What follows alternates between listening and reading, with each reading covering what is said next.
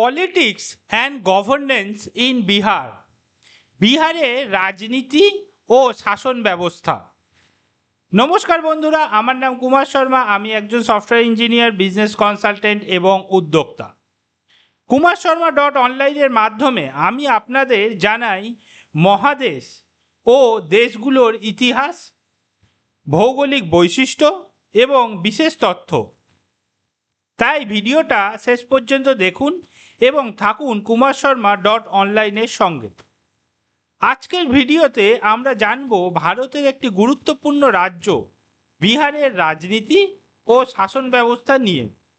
বিহারের রাজনৈতিক প্রেক্ষাপট শুধু স্থানীয় নয়, দেশের রাজনীতিতেও এটি গুরুত্বপূর্ণ ভূমিকা রাখে। চলুন শুরু করি। প্রশাসনিক কাঠামো। বিহার একটি সংঘ রাজ্য, অর্থাৎ স্টেট অফ ইন্ডিয়া।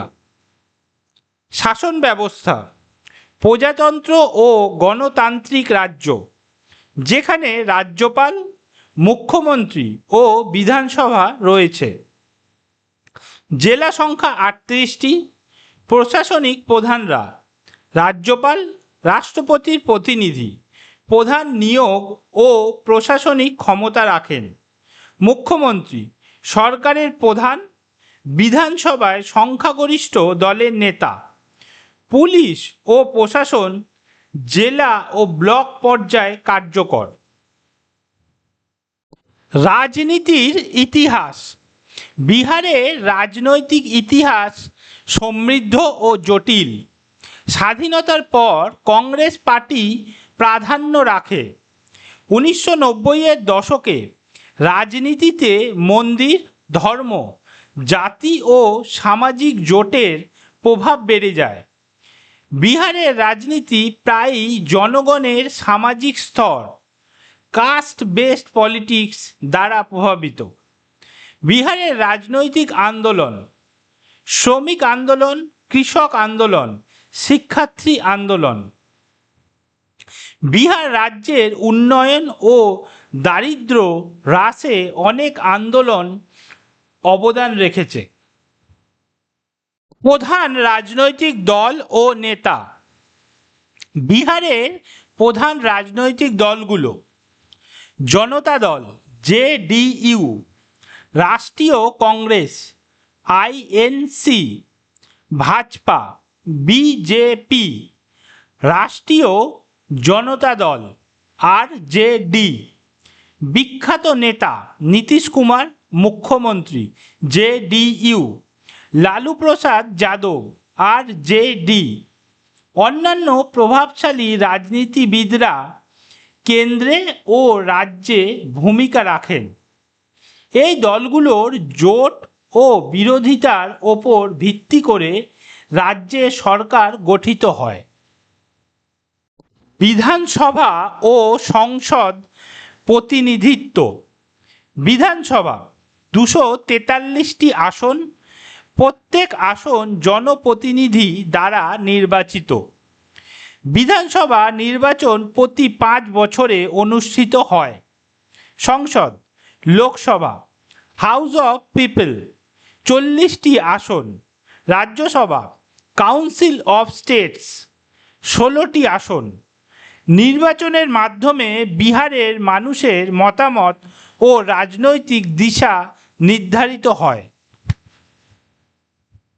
চ্যালেঞ্জ ও বিতর্কিত বিষয়: দারিদ্র্য, শিক্ষার অভাব ও অপ্রতুল অবকাঠামো রাজনৈতিক চ্যালেঞ্জ।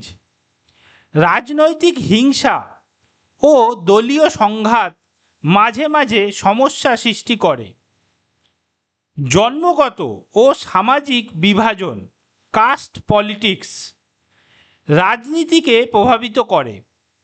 জোট ভাঙন ও পরিবর্তন রাজ্যের প্রশাসনিক স্থিতিশীলতার ওপর প্রভাব ফেলে। ভবিষ্যৎ দিকনির্দেশ: বিহারের রাজনীতি ধীরে ধীরে যুবশক্তি, শিক্ষিত ভোটার ও প্রযুক্তি ভিত্তিক প্রচারের দিকে চলে যাচ্ছে। জনগণের ক্ষমতায়ন উন্নত অবকাঠামো ও নীতি গ্রহণ রাজ্যের উন্নয়নের জন্য গুরুত্বপূর্ণ। রাজনৈতিক জ্ঞান ও সচেতন ভোটাররা ভবিষ্যতে বিহারের রাজনৈতিক মান বৃদ্ধি করবে।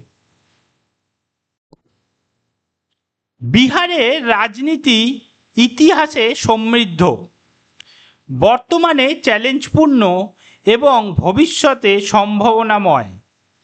বন্ধুরা, আজকের ভিডিও এখানে শেষ করছি। আশা করি politics and governance in Bihar অর্থাৎ বিহারের রাজনীতি ও শাসন ব্যবস্থা নিয়ে আজকের আলোচনা আপনাদের ভালো লেগেছে। ভিডিওটি ভালো লেগে থাকলে অবশ্যই লাইক, শেয়ার এবং কমেন্ট করতে ভুলবেন না। আরও এমন তথ্যবহুল ভিডিও দেখতে আমাদের চ্যানেল সাবস্ক্রাইব করুন। পরবর্তী ভিডিওতে আমরা আবারও নতুন টপিক নিয়ে হাজির হব। ততক্ষণ পর্যন্ত থাকুন kumarsharma.online এর সঙ্গে। ধন্যবাদ। আবার দেখা হবে পরের ভিডিওতে।